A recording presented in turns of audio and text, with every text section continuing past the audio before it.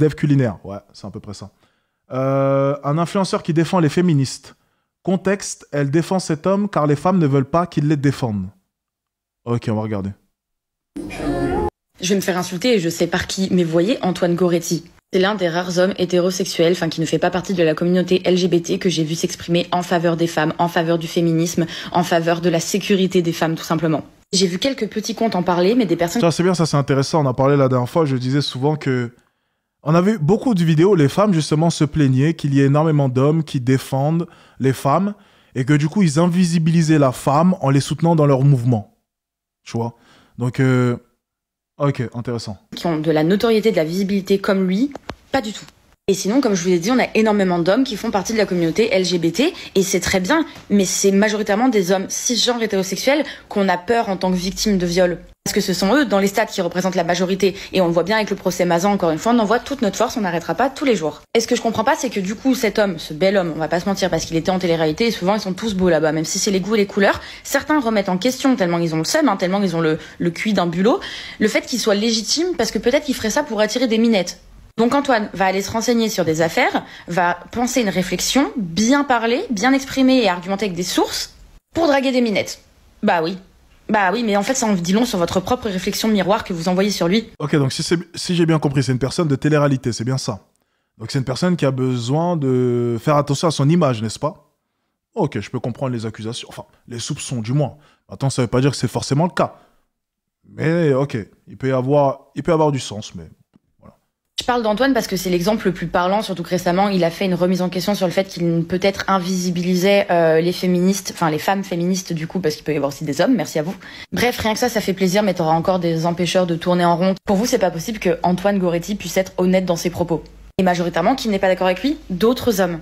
Et c'est les mêmes qui font ouin ouin dans les commentaires, qui disent le not all men, et si en fait vous mettiez votre énergie à expliquer à vos confrères, à vos frères, à vos pères, à vos oncles, à vos potes, que ce qu'ils font n'est peut-être pas forcément une agression ou un viol, mais contribue à la culture du viol, par exemple. Est-ce que vous pourriez arrêter d'être ami avec votre pote accusé d'agression sexuelle, s'il vous plaît? Est-ce que vous pourriez arrêter de normaliser le fait qu'une femme, si elle a été habillée court, elle l'a cherché? Qu'un viol conjugal n'existe pas parce que c'est un devoir. Moi les gars, je vous ai déjà raconté l'histoire. Et la fille a reconnu plus tard, mais j'ai déjà été accusé, alors c'était pas d'avoir insisté, d'avoir forcé. C'était... Mais c'est drôle, c'est forcé pour avoir un câlin. Alors que c'était l'inverse. Je vous ai déjà raconté dans l'histoire, les gars. De la jeune folle qui était en stage. Et qui a inventé une histoire parce que je l'avais recalé. Et qui a fini par reconnaître après que c'était... Non mais... Enfin, bref. C'est une histoire. C'est d'ailleurs l'histoire... Et je vais vous dire... Oh ben ça tombe bien. Oh putain, ça tombe bien. Les gars, ça tombe bien. Oh, ça tombe bien, les gars. Et ça, on va en parler, mais je vais pas en dire trop. Il y a 2 jours, non, avant-hier, on est venu me voir. Il y a une femme, connaissance à mon assistante, elle vient me voir, elle me dit « Ouais, j'ai un dossier sur toi. » Je lui dis « Mais... moi, je réponds pratiquement jamais au message. Mais là, je me dis bon, « Dossier, bizarre, ok. » Elle était pas méchante. Quand je l'ai vue en vrai, bon, je dis « Ok, pourquoi pas, je vais l'écouter. » Je dis, mais quel dossier? Elle me dit, j'ai des dossiers. Elle me dit, t'as dragué une fille, j'ai des dossiers. Je lui dis, je suis un homme. Heureusement que je drague. Je lui réponds littéralement ça. Hein. Je dis, je suis pas gay. Encore heureux que je drague des filles. Là, je lui réponds ça, donc je me dis, mais c'est ça ton dossier? J'ai dragué une fille? C'est comme... Enfin, surtout pour un ancien coach en séduction, ce serait comme attraper un footballeur sur un terrain de foot. C'est genre ridicule. Et puis, en plus de ça, je me dis, si j'ai dragué une fille, ça doit remonter à il y a longtemps, parce que je drague plus depuis très longtemps maintenant. C'est vraiment... les gens le savent. Hein, moi, je suis là, je mets des marteaux, mais je calcule pas. C'est soit tu viens à moi, soit je vois rien. Je fais plus la démarche d'aller. Ça, c'était auparavant. Maintenant, voilà. Le statut a changé un peu. Et donc, je me dis, ok, bizarre. Elle me dit, oui, mais non, mais c'était une petite. Je dis, hein? Comment c'est une petite? Là, je lui dis, de quoi tu parles? Petite, c'est-à-dire, quel âge? Elle me dit 19 ans. Ok, bon, ça va. J'ai un peu soufflé, je me suis dit, bon, ça va, au moins, c'est pas 15 ans. Là, je savais déjà que c'était du cap, mais je me suis dit, bon, ça va au moins. On m'a pas dit 12 ans, 13 ans. 19 ans. Je dis, mais de quoi tu parles? Je lui dis, écoute, Je vois pas de quoi tu parles, là, tu racontes n'importe quoi. Elle m'envoie des photos d'une fille. Je dis, la fille, mais c'est qui ça? Je lui dis, en plus, c'est pas mon style. Je lui dis, bon, écoute, je vois que tu me fais une blague, j'ai compris, elle a flashé sur moi, dis-lui que je suis pas intéressé. Elle rigole, elle me dit, non, mais je suis sérieux, mais tranquille, hein, j'irai rien. C'est pas possible. Je dis, de quoi tu parles? Là, je fais comme si, je lui réponds clairement, je dis, écoute, tu demanderas à cette fille-là, où est-ce que je l'ai draguée et à quelle période? Et là, elle dit, ok, et ensuite, elle disparaît. 1 heure après, je reçois un screen message avec en dessous écrit, je suis désolé, je crois que tu avais raison. 3 petits points. Elle avait envoyé un message à cette fille, elle lui a dit, c'était à quelle soirée? Parce qu'elle a dit qu'elle m'avait rencontré en boîte. Déjà, tous ceux qui me connaissent, les gars, on sait que c'est cap. Je lui ai dit clairement, la dernière fois que je suis allé en boîte, c'était en 2019. Et techniquement, si elle a 19 ans, moi j'étais basketteur à l'époque, c'était même pas à Paris, sachant qu'elle habite à Paris. Si elle a 19 ans, ça veut dire qu'elle avait 14 ans et qu'elle s'est retrouvée au fin fond du sud, à Cannes, au Baoli, dans une soirée avec moi à 14 ans. C'est la seule explication. Elle lui a dit quelle soirée, quelle date. La fille a dit je m'en rappelle plus, il faudrait que je demande à mon ami. Et ensuite, elle m'a renvoyé un message aujourd'hui. En fait, je viens d'apprendre, elle voulait faire l'intéressante en disant que tu l'avais draguée. Je suis désolé, blablabla. Bla. J'ai même pas répondu au message. Hein. Tu vois, le message, j'ai vu comme ça, j'ai même pas répondu tellement c'est ridicule. Histoire vraie, hein, les gars. Hein. Histoire vraie, hein, tout ça.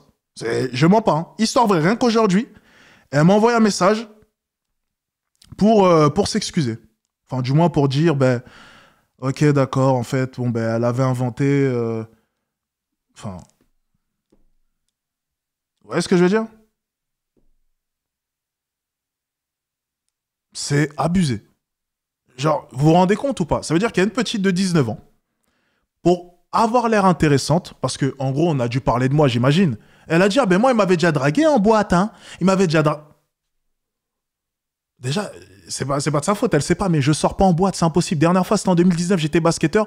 Mon équipe, elle a dû me forcer pour que j'aille en boîte. C'était au Baoli à Cannes, je me rappelle encore. La dernière fois que je suis sorti en boîte, les gens le savent. Tout mon entourage le sait, je ne vais pas en boîte. Tout le monde le sait. Donc déjà, son cap, elle aurait dû faire ses recherches. Ça passait pas. Même mon assistante, elle m'a dit, mais toi, tu sors pas en boîte, de quoi est-ce qu'elle parle? Voilà. Donc si on suit cette jeune fille-là, il faudrait pas être ami avec moi, ou je sais pas. Bref, dans tous les cas... Si j'avais eu de fausses accusations. Bref, c'était juste une petite parenthèse, c'est pour vous dire que moi, par exemple, à mon niveau, et heureusement que je fréquente pas des femmes, parce que regardez simplement, une jeune femme que je ne connais même pas commence déjà à inventer des histoires que je ne connais même pas. Parce que c'est Alexis Chance, il est connu, et puis c'est cool de dire que il a forcé et que je l'ai recalé. Une femme que je n'ai même pas vue. C'est pour ça que je vous dis, moi, je préfère les Françaises. Je préfère même pas... Pour moi, les Françaises, faut oublier. Je veux pas de problème, de trucs bizarres. Il m'a violé, je sais pas quoi, les histoires comme ça. Non. On décale. Enfin bref, petite anecdote. Incroyable. Est-ce que vous aussi, vous pourriez vous exprimer à ce sujet plutôt que juste faire... Le fait de croire quelque chose sans preuve, c'est déjà lunaire. Mais c'est ce que je me suis dit. C'est pour ça que j'ai même pas répondu au message. C'est parce que je me suis dit... Moi, je déteste les personnes comme ça. On te donne une information. Parce que, en fait, ce qui fait peur, c'est que elle est venue me le dire à moi. Mais si ça se trouve, elle a répété aussi à ses copines, t'imagines bien. Donc, elle est partie répandre une fausse information. Comment est-ce que tu peux faire confiance à une personne qui prend des informations et qui en fait des vérités absolues automatiquement ?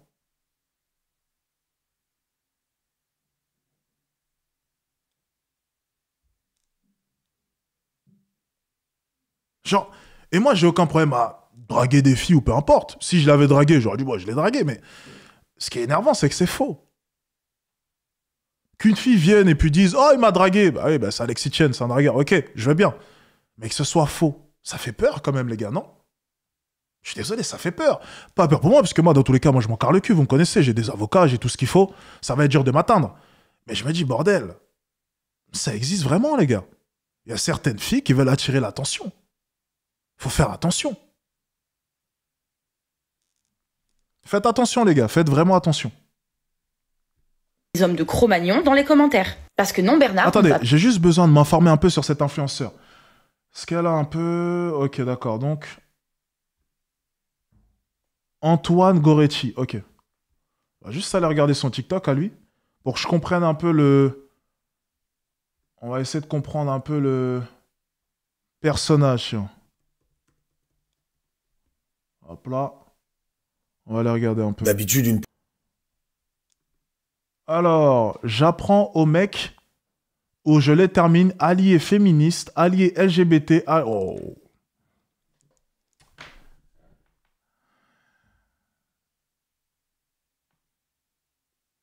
Ah, ok, d'accord. Ok, je vois. Alex, retire cette tasse. Vous voulez que je la retire pendant un moment? Les gars, c'est mon seul moyen de m'en sortir au tribunal, les gars. J'ai pas le choix, les gars. Je suis obligé, les mecs, je suis obligé.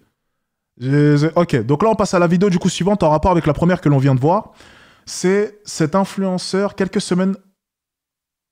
Cet influenceur quelques semaines plus tard. Okay.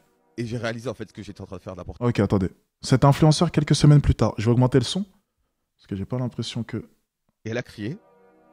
Et j'ai réalisé en fait ce que j'étais en train de faire n'importe quoi, tu vois. Toi, t'as jamais eu de comportement problématique? Si ma réflexion que j'ai là aujourd'hui, elle vient pas de nulle part en fait. C'est que moi aussi j'ai été problématique. Mais problématique, ça veut tout et rien dire. Alors je vais t'expliquer la situation. J'avais un peu plus de 20 ans. J'étais étudiant en Écosse. Et j'étais en cours Ok, c'est bon. d'anglais. Et il y avait beaucoup de Chinois et de Chinoises dans ce cours-là. Et notamment une que j'aimais bien, qui me plaisait et tout ça. Et nous, dans notre université, on avait une boîte de nuit. Et moi, mon appartement était juste à côté de la boîte de nuit. Et un soir, on est à cette soirée, une soirée universitaire où l'alcool était pas cher et où voilà, on s'ambiance tous très rapidement. Et en fait, on s'entend bien, on rigole et tout ça. Elle vient chez moi et tu vois, je suis un peu ivre. Et je me souviens très bien parce que en fait, tu vois, on peut pas se cacher derrière l'alcool. Et j'avais envie, tu vois, d'elle et de l'approcher et machin. Et je me suis approché d'elle, j'ai commencé à me déshabiller, je me suis mis en caleçon. Et elle a commencé en fait à prendre peur, tu vois, et à vouloir sortir. Et en fait, à ce moment-là, je sais pas ce qui m'est passé par la tête, je me suis mis devant la porte. Ouais. Et je lui ai dit, non, sors pas.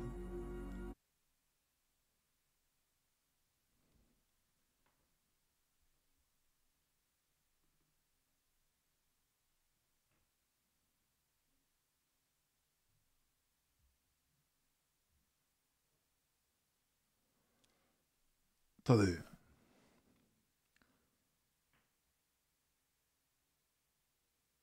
Attendez.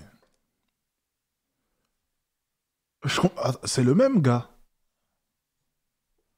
Attendez. J'ai besoin de comprendre ce qui est en train de se passer. Je comprends pas. J'apprends au mec où je les termine. Allié féministe, allié LGBT.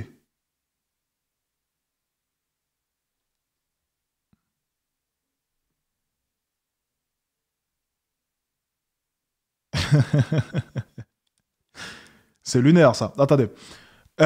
Ok, d'accord. Les féministes, même pas. C'est pas une nouvelle. Hein, c'est voilà. Voilà, je suis un enfoiré et j'en passe. Voilà, ce que vous voulez. La pire ordure. J'ai une vision de la femme. Je vais poser une question féministe. Voilà, juste question à 10 000 euros. Hein. Entre moi, un homme qui, effectivement, j'ai une vision des relations hommes-femmes très archaïques, voilà, très traditionnelles. La femme devrait se préserver, blabla. Mais bon, après, je dis, si vous voulez être des tempes, soyez des tempes. Après, voilà, je suis pas en train de vous dire, voilà, on veut vous imposer. Moi, on vous laisse libre, je donne mes conseils. Après, on aime ou on n'aime pas. Mais moi, qui n'ai jamais commis un acte comme ça et qui ne le fera jamais. Jamais j'ai dit à une fille, tu sors pas. Jamais j'ai forcé une fille. Jamais. J'ai même jamais insulté une fille comme ça directement. J'ai jamais dit connasse, salope, ce que tu veux. J'ai jamais sorti une insulte comme ça à une femme. Jamais. De toute ma vie. Et ce mec-là, allié féministe, allié LGBT, allié all, qui a dit à une jeune fille, tu ne sors pas de la chambre en caleçon. Entre moi, qui a des idéologies, ok, voilà, de l'ancien temps, et un homme qui apparemment est avec vous, mais qui agresse une femme, vous préférez qui? Si vous deviez choisir, me dites pas, on prend aucun des deux. Non, non, non, non, non, non, non, non, non, non, non, non. On est dans le concret, là. Vous prenez qui? Vous prenez qui? Celui qui, en calbar, a dit à une jeune femme, tu sors pas, votre allié, ou Alexis Chance, qui n'a jamais fait de mal à une femme?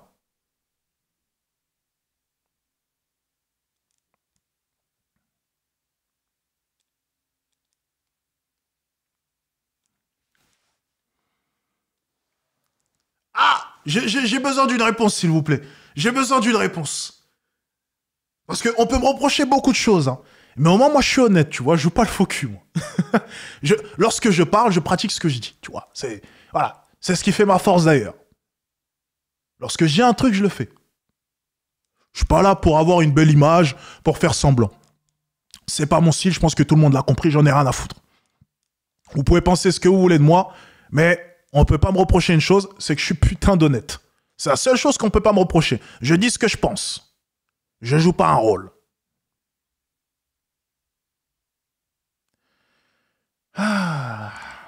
J'aimerais bien avoir une réponse, tiens, ça m'intéresse.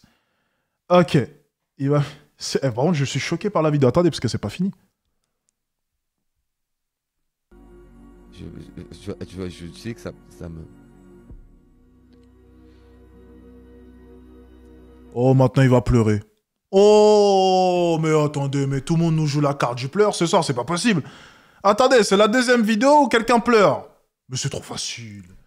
Ah, mais c'est... Oh, c'est trop facile. Oh là là. Oh là là, maintenant il va pleurer. Bah oui, bah oui, bah oui. Mais oui, mais oh, maintenant il pleure, bah oui. J'aimerais juste dire une chose, ok? Comme ça, au moins, on va être tout à fait clair. Écoutez bien ce que j'ai envie de vous dire. Je dis souvent, on reconnaît un vrai homme dans une situation compliquée lorsque les temps sont durs. Par exemple, c'est facile de parler tout le temps, de dire il faut réussir, il faut faire ceci, il faut faire cela. Moi, ce qui fait que les gens croient en ce que je dis lorsque je vous dis il faut se battre, il faut être discipliné, c'est que j'ai des vidéos preuves à l'appui de moi il y a plus de 4 ans qui vous dit devant la caméra que je vais réussir. Donc lorsque je vous parle de mindset, j'ai des preuves concrètes de moi à l'époque qui n'avait rien, qui vous dit droit comme ça en vous regardant devant la caméra et tu vois dans mon regard que je le pense vraiment que je vais réussir. Et je l'ai fait. Un homme, on sait si tu es vraiment un homme en situation compliquée. Et on sait si tu es une bonne personne, un homme respectable, un homme qui a de vrais principes vis-à-vis des femmes, dans des situations où justement tu es dans une chambre avec une femme et qu'elle te dit non. C'est le moment où on sait vraiment qui tu es. C'est pas lorsque tu fais un TikTok. C'est pas lorsque tu prends ta caméra facilement comme ça en train de parler. Les hommes, c'est tous des connards. Alexis Chance, c'est un connard. Les hommes, vous devez faire ci. Les hommes, Non, le vrai test, c'était là. C'était le moment où il y a une femme qui te dit non. T'es en caleçon, t'as la barre. Ton caleçon, il est en train de s'effilocher parce que la barre est présente. C'est le moment où on va savoir qui est-ce que tu es réellement. C'est pas lorsque tu es dans ton canapé, tout seul, en train de parler, en train de faire des TikTok et en train de faire le gars bien. C'était là qu'il fallait nous prouver que tu étais un gars bien. C'était le moment. C'était le moment. C'est facile de parler. Mais dans l'instant, c'est là qu'on veut voir qui est-ce que tu es réellement. C'est là qu'on veut voir si tu es en mesure de pouvoir appliquer tes propos. Mais c'est trop facile. Et on est là, on est devant la caméra, soyez des mecs bien, arrêtez, soyez... Et le moment où t'as une petite minette en face de toi qui te dit non, t'es pas foutu de te retenir, espèce d'enculé, va. Tu sors pas. Mais c'est là qu'on voulait te voir. C'est là qu'on voulait voir le féminisme. C'est là qu'on voulait voir le mec qui les supporte. C'était le moment, mon pote. Et bah alors, t'étais où lorsque t'étais excité? T'étais plus là, on t'a plus entendu, hein. Tu voulais plus la faire sortir. Alors, ma question, il a poutré ou il a pas poutré? Parce que, du coup, c'est la question un peu, là. Et ça a été hyper... Attendez, parce que, ouais, bon, il nous fait son cinéma. J'ai pas compris, il a poutré? Je me suis mis devant la porte. Ouais.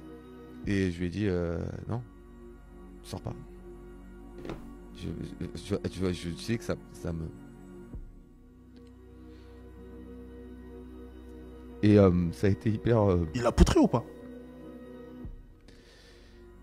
Ça a été hyper... comment dire, révélateur parce que je pensais être quelqu'un de bien, tu vois. Il pensait être quelqu'un de Elle bien. a crié. Et j'ai réalisé en fait que j'étais en train de faire n'importe quoi, tu vois. Ah, ok, d'accord.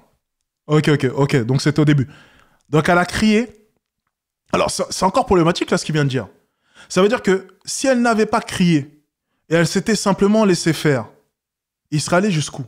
Parce qu'il a fallu qu'elle crie et du coup que les gens l'entendent dehors, potentiellement, pour qu'il s'arrête. Parce que à l'entendre parler, c'est... Non.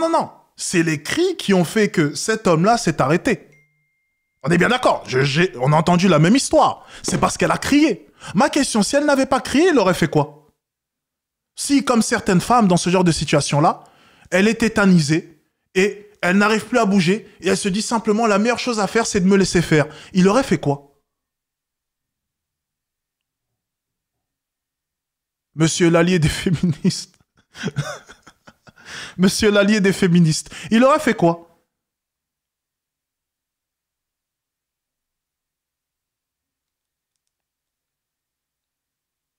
C'est bizarre, ça.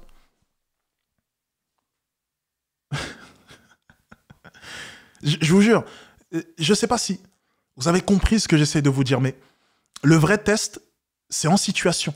La théorie, c'est facile pour tout le monde. C'est comme à l'armée. C'est facile, voilà, les entraînements, ce genre de choses, mais la vraie situation, c'est au front. Parce que là, tu peux vraiment mourir. C'est ça que j'essaie de vous expliquer. Il y a la théorie, et ensuite il y a la pratique. Mais il y a un monde énorme entre les deux. Énorme. Il y a un gouffre énorme entre les deux. Entre la théorie et la pratique. Donc lorsque tu te prétends homme bien, le homme bien, tu es en mesure de pouvoir l'affirmer, pas parce que tu as parlé, mais parce que tu as fait des actions qui le prouvent. Donc le vrai test pour savoir si tu étais un homme bien, c'était là. Ensuite, toutes les vidéos que tu nous sors juste après, c'est que du vent. C'est que du bullshit. On peut plus t'écouter, mon pote. T'as raté le test. T'es pas un homme bien. T'as juste de la gueule.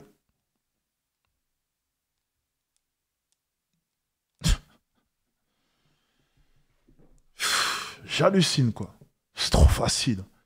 Allié des féministes. Putain de merde. Les féministes, elles gobent ces conneries en plus. On ira voir les commentaires après. Lui, après ses propos. Ok, donc il m'a épinglé 3 vidéos. Attendez. Lui, après ses propos sur l'affaire... Ah, l'affaire Nekfeu. Oh putain, non. Eh les gars, là je le sens mal. Je comptais faire une vidéo. Oh putain, je le sens mal, les gars. Attendez. Oh non, je suis en train de pré-shot. Ok, donc il va s'exprimer sur l'affaire Nekfeu. Moi, je me suis déjà prononcé sur l'affaire Nekfeu. J'ai envie d'entendre l'avis de l'allié des féministes. Sur Chris Brown, mais là, ça vient de tomber ce matin, et je vous avoue que je suis totalement sur le cul. L'ex-femme du rappeur Nekfeu aurait porté plainte contre lui pour des faits de viols conjugaux pendant 4 ans. Si on m'avait dit qu'un jour je ferais une vidéo sur Nekfeu, un artiste que j'ai écouté et aimé, mais que je peux plus écouter ni aimer, en fait, genre, nous on sépare pas l'homme de l'artiste à part à la hache, hein, la vérité.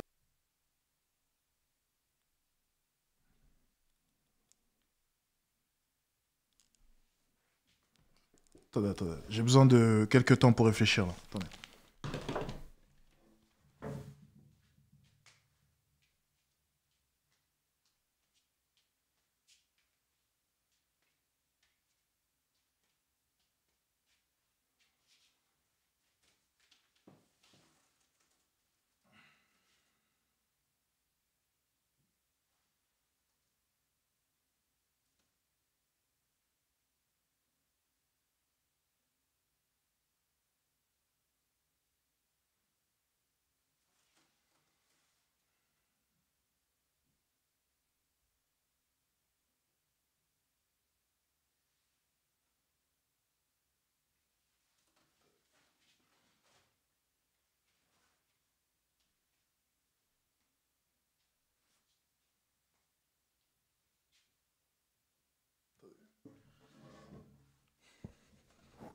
Attendez.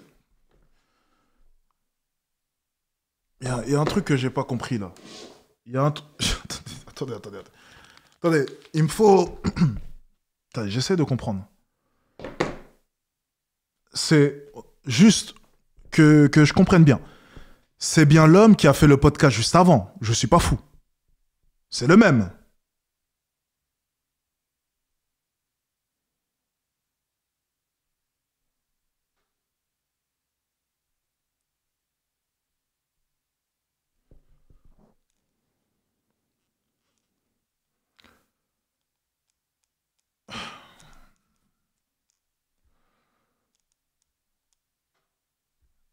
Donc l'avocate de l'ex-femme de Nekfeu a fait un communiqué de presse dans lequel elle dit que son ex-femme est partie suite à des violences physiques, des violences psychologiques et des viols conjugaux.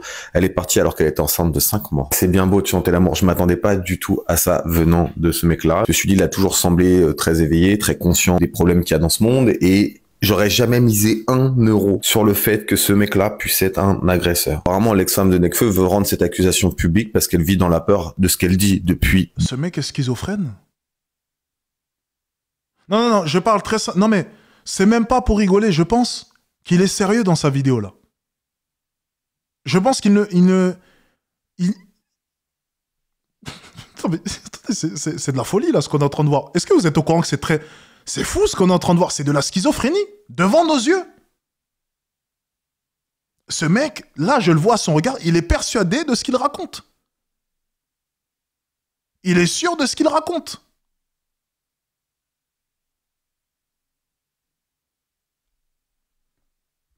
Des années et elle vivrait avec un stress post-traumatique suite aux violences qu'aurait fait Nekfeu à son encontre. Et elle est partie quand même pour protéger son bébé. Il faut quand même... Alors, déjà, il est en train de comparer des accusations à lui qui a affirmé quelque chose qu'on ne peut même pas réfuter. Accusation, les faits qui se sont passés de ton côté et que tu as affirmé.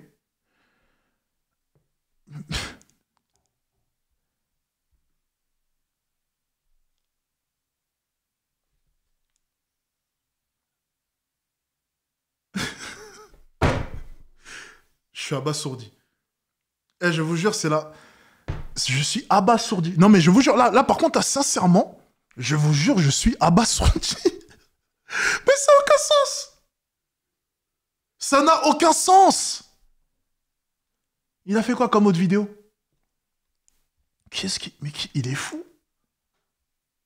Le rappeur Nas va être jugé pour viol. Le rappeur Naps va être jugé pour viol. Ceux qui ne voient pas qui est le rappeur Naps, c'est celui qui a fait la chanson La Kiffante. Certainement beaucoup qui ne devaient pas être au courant de cette histoire. Moi, je l'étais pas, mais les faits remontent au 1er octobre 2021. On est quand même fin octobre 2024, ça fait 3 ans et 1 mois. Contextualisé, le rappeur Naps était à Paris. Il a fait une soirée, il est rentré dans son hôtel du 12e arrondissement avec 3 filles. Ils ont fait leur after à l'hôtel, il y a une des filles qui entend a porté plainte contre lui, et je vous le donne en mille, évidemment qu'il n'a pas reconnu les faits en disant que c'était une relation consentie, qu'il s'était chauffé et que elle avait pas de culotte, et que il s'est dit c'est normal, elle a pas de culotte, je vais la pénétrer. Version du rappeur qui a été démentie par les tests ADN qui ont été retrouvés sur la culotte de la jeune fille qui prouve à ce moment-là qu'elle portait bien une culotte. Après, c'est une affaire de détail, qu'elle ait une culotte ou pas. De toute façon, elle dormait, donc ça reste Peut-être qu'il a... un viol. Il a Je sais pas, je suis vierge. décidé de contester cette décision, mais le tribunal judiciaire de Paris a confirmé son renvoi devant les juges. Pour viol, il risque jusqu'à 15 ans de prison. Dans le malheur de cette jeune fille, la chance qu'elle a eue... Non, ce mec, il est fou. Je pense que cet homme est fou.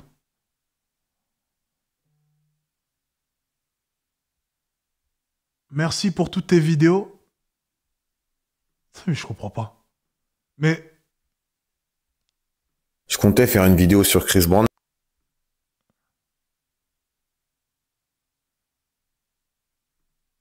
Ah, le culot. Après, faut laisser la présomption d'innocence. On sait rien encore. Vous êtes pas fatigué de jamais croire les victimes?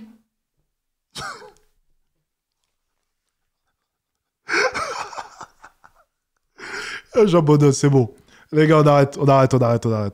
Ok, j'ai compris. C'est son marketing, il a pas le choix. Je pense qu'il gagne son argent comme ça. C'est comme ça qu'il paye le loyer. Allez, I'm out, man.